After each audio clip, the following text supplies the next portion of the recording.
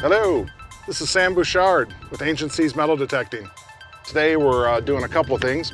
We're going to check out the new Garrett 24K Goldmaster, which is a rebranded White's Goldmaster 24K, and we're also going to do some relic hunting with this unit along a railroad that was commissioned in 1904 that ran pretty much from Los Angeles all the way up to Salt Lake City through a lot of the gold towns throughout the West.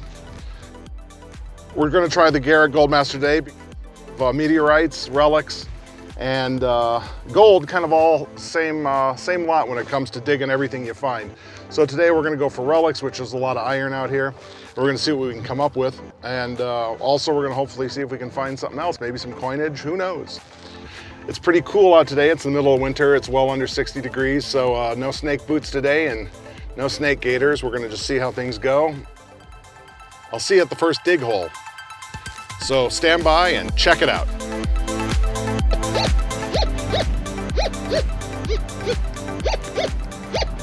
Coming in around 60, give or take. We're gonna dig it and see what's going on. We're gonna see if this is on the surface or something. See if it's just a 22 casing or something like that. Probably is something simple. Yeah, something up top here. I'm gonna guess a piece of foil. Oh, strong foil. Look at that. That is a strong piece of foil. That was giving off a beautiful tone. Well, if you want to know about how close we are to the railroad tracks and how close this is where we're at.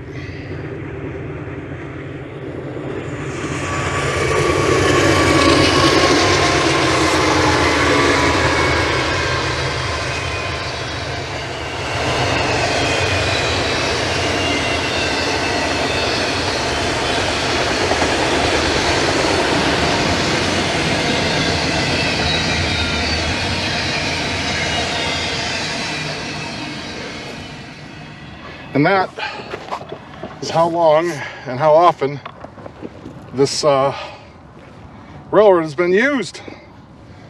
Long time, since 1904. Pretty much over those mountains, those are mostly claims straight ahead.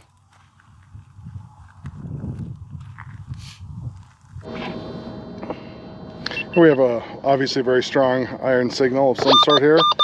And we'll see.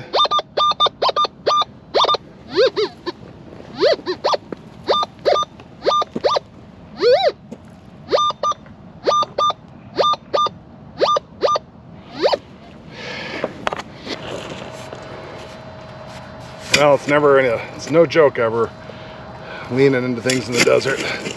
That's a cactus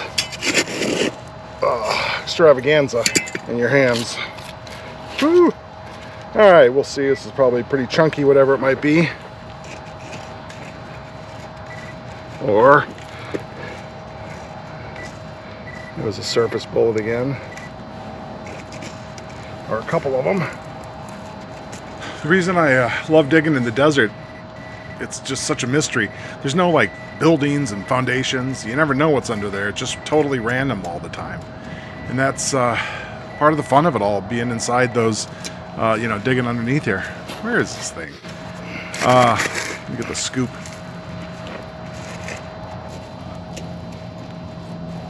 Anyhow, this is just a field review. There's a lot of in-depth ones online. You can check those out there. Oh, well,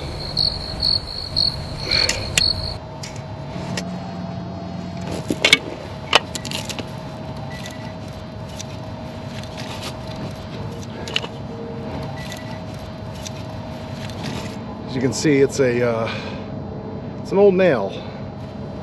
What's kind of fun is that you see all this old weathered wood, some sort of structure that was here at one time, so you know where people have been around. That's pretty cool.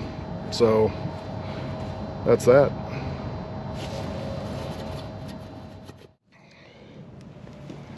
So far, this Goldmaster 24K has done an amazing job tracking and ground balancing on its own. It's been really, really good. Haven't had to rebalance hardly at all.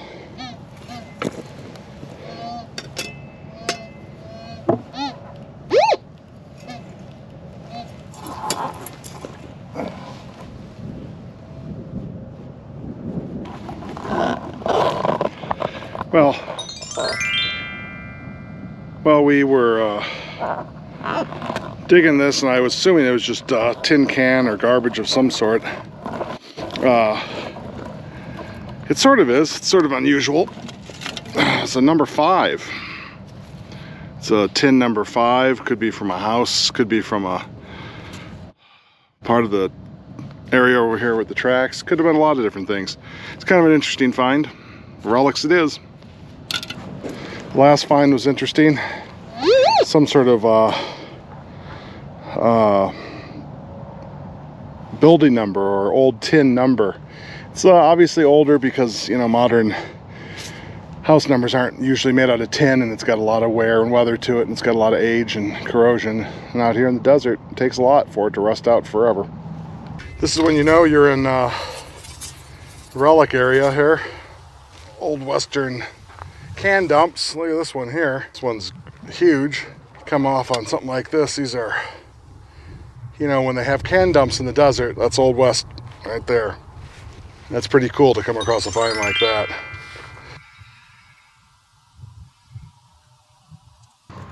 With those really overwhelming signals out in the desert, especially in these trashy areas around relic areas, sometimes you have to dig them because they seem obvious, like maybe a tin can or something like that.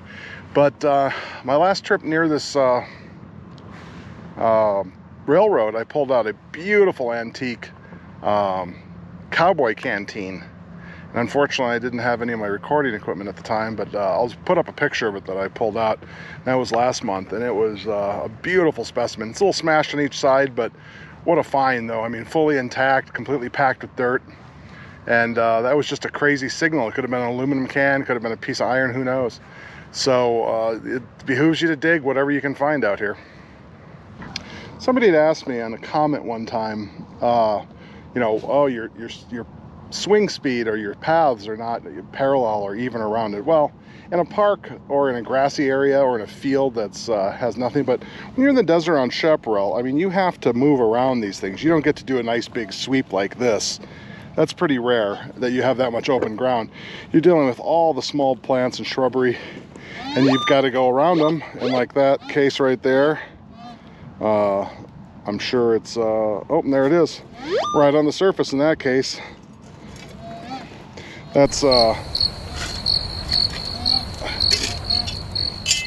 one's a modern tin can top, but more garbage we can clean up. Here's an example of those overwhelming signals that could be anything from a canteen to a house number to a railroad spike, and that's in ghost towns. You're pulling everything, so we're gonna pull this one, but I'll let you hear it. I mean, that's a super strong signal. Could be foil, could be aluminum, but it's a perfect 85, 86, but super overwhelming. So we know it's going to be a really, really strong signal. Let's cut in. The features on this on the unit are great. I mean, the sensitivity adjustments, the ground balance, which is the XGB feature, automatically always updating, and then you can lock the ground balance, tap the little bullseye button, and then all of a sudden you can update the ground like a ground grab. It's got ground scan. It's got iron cancellation. There's a lot of the pinpointing. It's no motion pinpoint. It's got a backlight, which I love because in the summer it's so damn hot. You gotta try to go later in the day or early in the morning. So just killer features for what it is.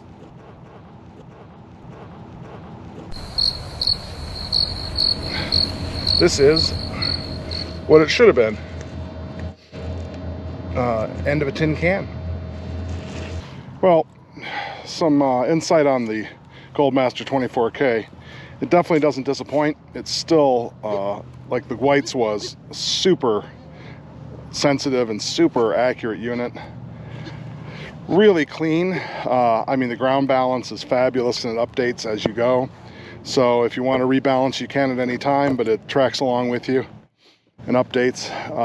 But I mean, we're talking, just listen to how silent that is. And I've got the sensitivity up pretty high. I could go up even higher. Here, I'll take it way up. That's as high as it goes on this one. And there is literally not a peep out of this thing. I've got the volume almost all the way up too, so you'd hear it. So this is pretty impressive, how clean this thing runs. This thing hasn't stumbled at all today. So really nice unit overall. Really nice unit. Had some couple things I had to deal with the people over at Garrett out of Texas, and they were super helpful, really responsive and really on it, and obviously stood behind everything they do and everything they sell. And that's huge. That's really important, you know. I mean, most of the metal detecting companies are pretty good, but in this case, they went up and beyond to try to get things handled and get them done quickly around the holidays, and that was pretty cool.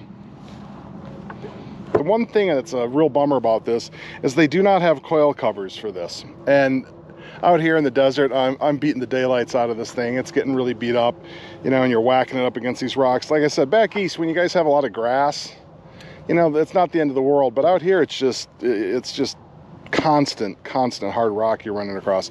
So I think Garrett missed not having a coil detector, coil cover for this unit.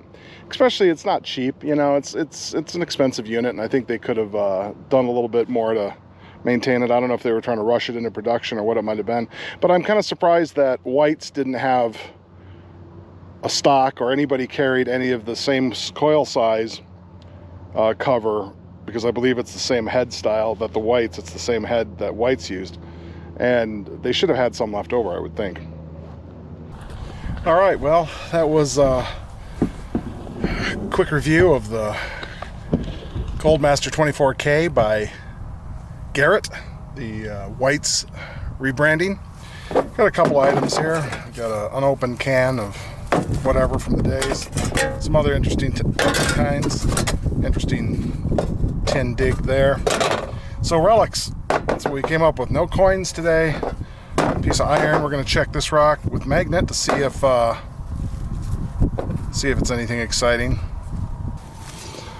This is the rock. Some magnetism to it. Not a lot. This is a piece of iron.